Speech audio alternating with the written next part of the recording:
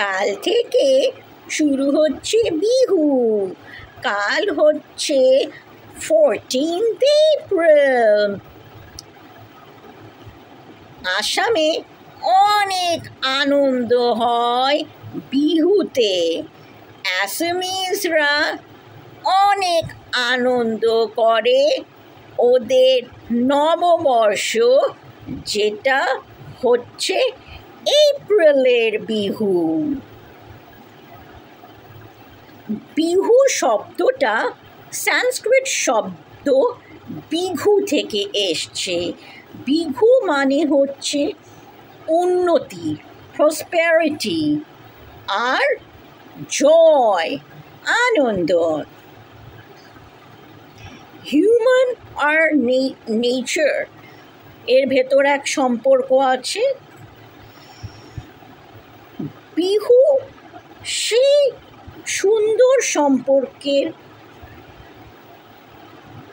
কে নিয়ে এখন আমরা হিউম্যানস যদি নেচার নষ্ট করে দিই, গাছ কেটে দিই, বন কেটে দিই, বিল্ডিং বানাই, পাখিদের বাসা বানানোর কোনো জায়গা থাকে না, স্পাইডারদের ওয়েব বানানোর কোনো জায়গা থাকে না, ফ্যাক্টরি থেকে খালি কালো ধোঁয়া ওঠে, চারদিকে মল হয়ে যায়, পুকুর বুঝে মল হয়, তবে আমাদের নেচার আর হিউম্যানের কানেকশনটা এমন বিকৃত হয়ে যাবে যে দুজনেরই অসুবিধা হয়ে যাবে।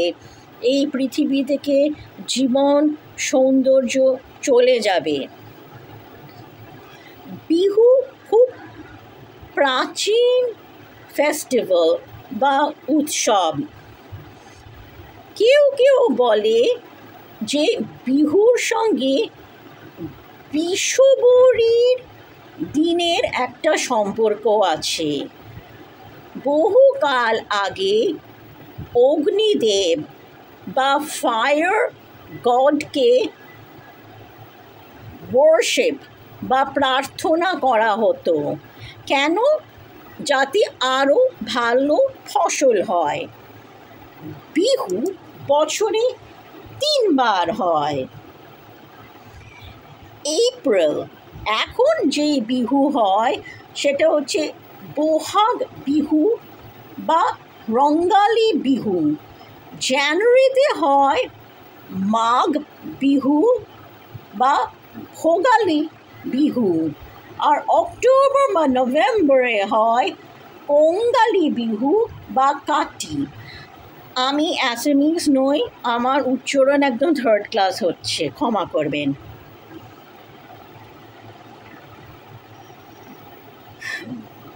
বহাগ বিহুতে ধান গাছ পোতা হয়। It's very important for paddy cultivation. আর এই বিহু 7 দিনের জন্য 7 দিন ধরে চলে। আসামে অনেক রকমের চাল হয়। এই কিছু চাল প্লান্ট বা ট্রান্সপ্লান্ট হয় এই সময়। এই বছর বহাগ বিহু হচ্ছে 14th এপ্রিল থেকে 28th এপ্রিল। রঙ্গালী বা বহাগ বিহু, রং অ্যাসামিজে মানে হচ্ছে জয়, তাই জন্য অনেক আনন্দ হয়। প্রথম দিনে ক্যাটল, গরু, মোষ এদের সেবা শুশ্রূষা হয়, কেননা এই সুইট অ্যানিমালস ছাড়া কিন্তু ফসল ফলতো না অনেক জমিতে।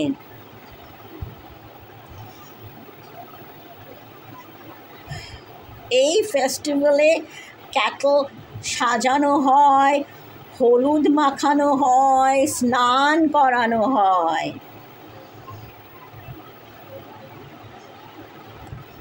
দ্বিতীয় দিন হচ্ছে মানু বিহু। প্রথম দিন যেই দিন ক্যাটলের সেবা হয় সেটা হচ্ছে গরু Bihu. Again, I'm getting all the pronunciation wrong. Pardon me for that. দ্বিতীয় দিন মানু বিহু।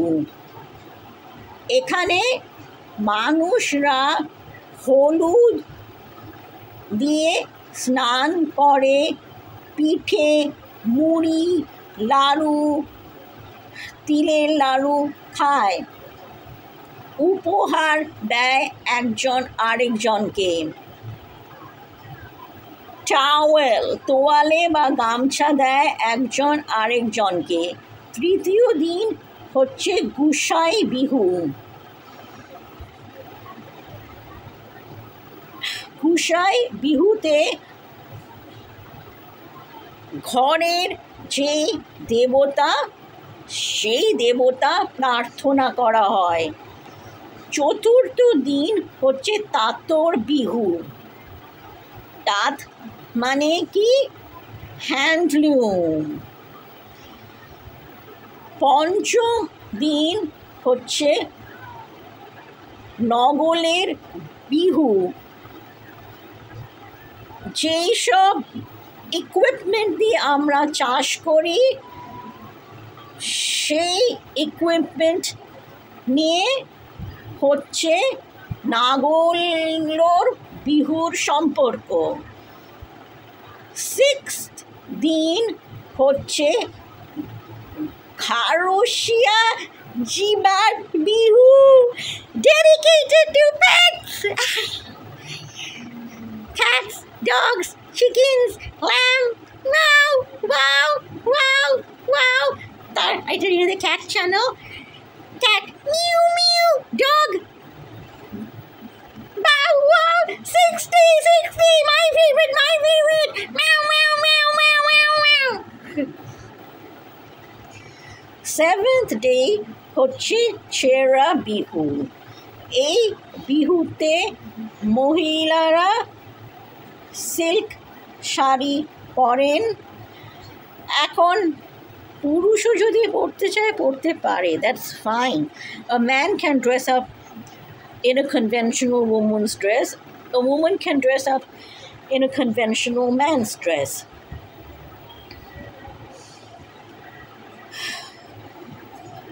কেউ কেউ ভাবে যে এপ্রিল বিহুতে বরদৈ শিলা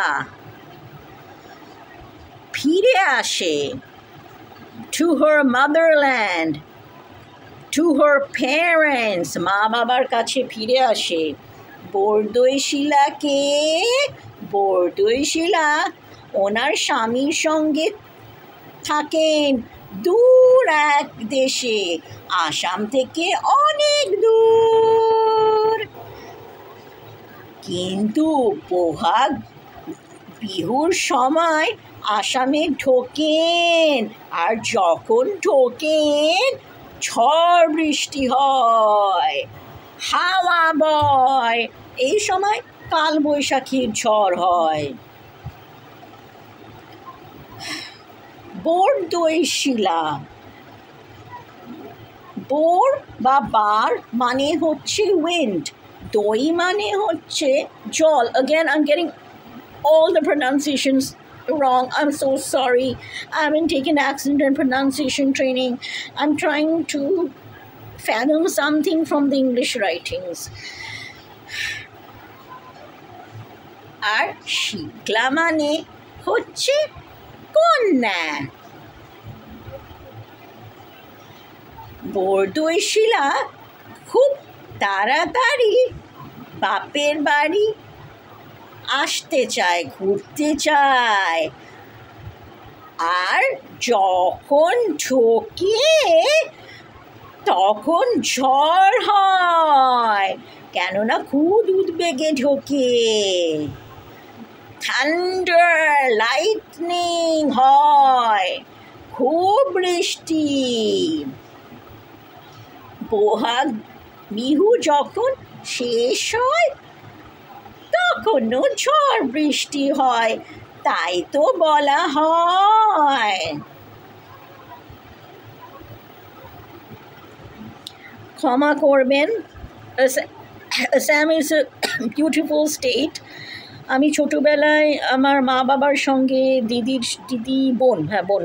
বোনের সঙ্গে ওখানে গিয়েছিলাম। আমার বড় পিসি, পিসেমশাই and my cousins ওখানে থাকতেন। I had a very nice time. I went to Kaziranga, and কাজিরাঙ্গায় যেতে যেতে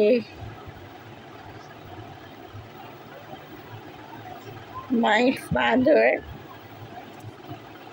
told me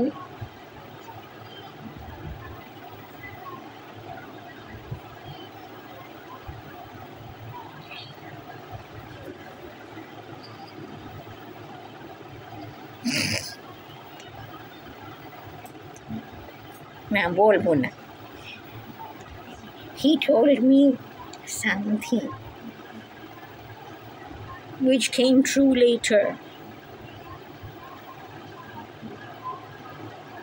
No, it hasn't come true purota, but it has come partially true. But you shouldn't believe in astrology. তা কাজিরাঙ্গায় গিয়ে আমরা দেখেছিলাম গন্ডার, লম্বা ঘাস, then elephants, birds on the gondar. We went to the tea gardens, we saw a tea factory, and we saw the Assam Bazaar. And then we went to Manipur, and then we came back home to Kolkata. So Assam has a special corner in my heart, and I think Assamese is a very sweet language. I can understand it a little, and once again I'm so sorry that I got all the pronunciations wrong. Okay, wishing you a very happy week.